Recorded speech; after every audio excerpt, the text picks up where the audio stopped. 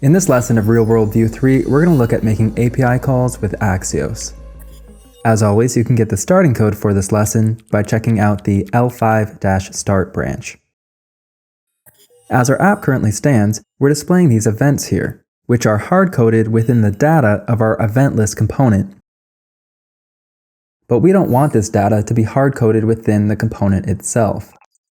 In a real-world view application, we want to be fetching this external data with an API call, where we make a request to our server for the events, the server sends back a response with those events as JSON, then we take those events and set them as our local components data that we can then display on the page. In order to achieve this behavior, we're going to need a couple things. First, we'll need a mock database to pull our events from, and we also need a tool to be making API calls with. In our case, in this course, we're going to be using Axios. The solution we'll use for our mock database is MyJSON server. As you can see in the website, we'll just create a JSON file on GitHub, which instantly creates a fake server for us. You'll notice the instructions are very simple. First, we're going to create a repo on GitHub. Within that repo, we'll create a db.json file. That's our mock database. And then when we visit this MyJSON server URL, which includes our GitHub username and repo, we'll be able to access that new server. If you've been coding along with our example apps repo, you may have noticed that I've already created this db.json file. It lives under this username, CodePop, and the repo name, RealWorldView3. Inside the db.json file, we have this events array, including 3 event objects. These should look very similar to the hard-coded events within our event list component. This is the event data we're going to be fetching soon with our API call. Before we take a look at our mock server, I do want to bring your attention to the fact that MyJSON server is in beta and does have limits, so you may want to familiarize yourself with the documentation here to understand what you might hit up against. If we go to our MyJSON server URL, we'll see our server here, which includes these events that we can click on. Since this is the exact data we want to be pulling, this URL here is what we'll be using for our API call.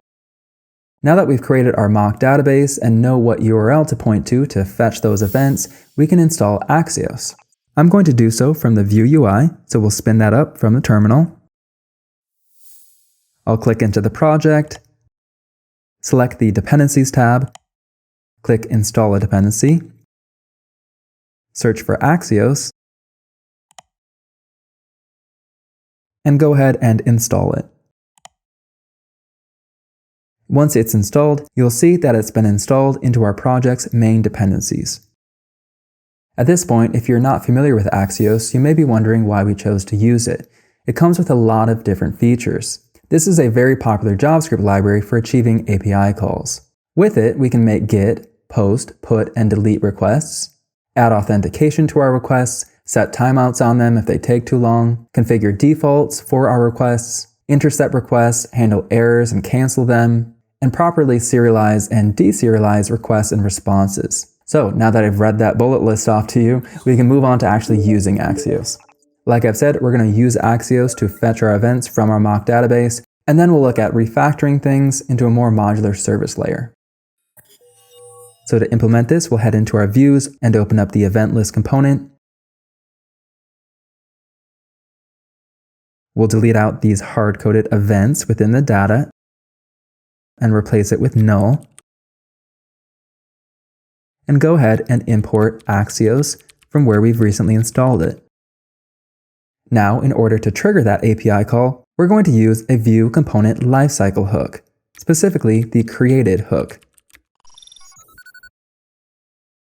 As the name suggests, a component has a lifecycle with different hooks or methods that are called during that lifecycle. For example, before it's created, when it's created, before it's mounted, when it's mounted, and so on.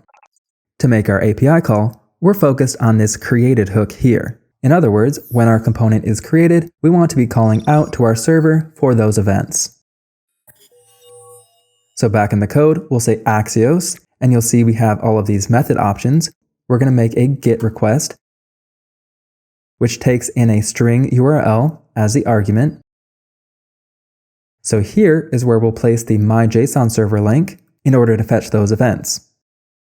It's important to note here that Axios is promise-based and asynchronous. In other words, if we need to be doing something with a response we get back from this Axios GET request, we need to make sure that we're waiting for that response to resolve.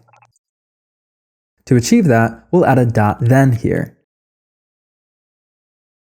And inside, we'll put a callback to execute when the promise is resolved.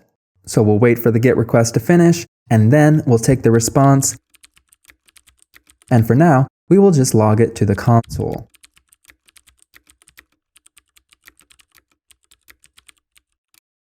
And in case any error happens during our call, we want to make sure to grab that error using .catch and include a callback to execute when the promise is rejected, and simply take the error and console log it for now. Now, if everything is working correctly, we should see these events logged to the console.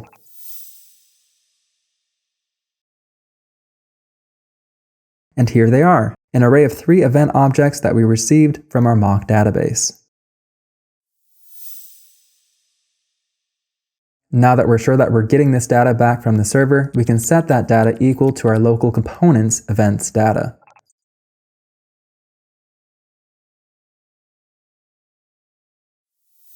Now, checking this out in the browser, when our event list component is created, it makes a call out for those external events, which it receives and then displays. Awesome. We're making great progress, but there's a problem with our code. As things currently stand, we're importing Axios into the event list component, but in the next lesson, we're going to add another component called event display, and that component will also need to make an API call using Axios. So if we're importing Axios into each of the components that need to make an API call, that becomes a bit problematic because each component has created a new instance of Axios. This leaves us with API code woven throughout our application, and things can get a bit messy and hard to debug. In order to clear things up, it would be simpler and more organized if we had a dedicated location within our app that handled this API behavior, such as an event service file. So let's refactor things to make that happen.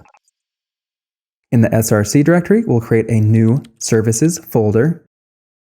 Inside here, we'll create a new file called eventservice.js.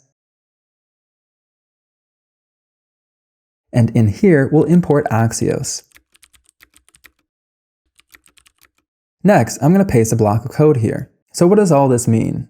At the top, we're creating our API client constant. This is the single Axios instance that we can use for our entire app. And then we've got this base URL property.